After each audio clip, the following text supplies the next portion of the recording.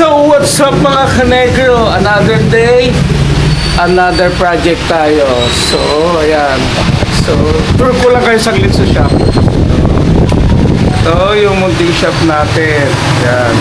So yan yung mga motor natin. Yung isa na doon sa labas eh. So ito yung project natin ngayon.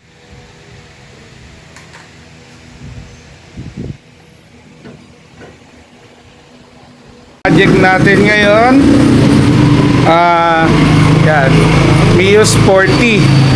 So tag-avail si bossing ng deep clean. So yan na, natapos na natin siya kanina. Then binabalik na natin yung carb. Then may additional siya. So nabitin si bossing, gusto daw niyang magkarga.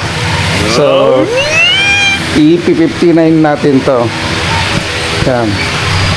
Bali nga pala, all stock lang to. Itong Mio na to. Yan. Gagawin na natin siyang 59. 59 scam. Yan. So, pakita na lang natin yung progress. So, peace out! Negro Moto Garage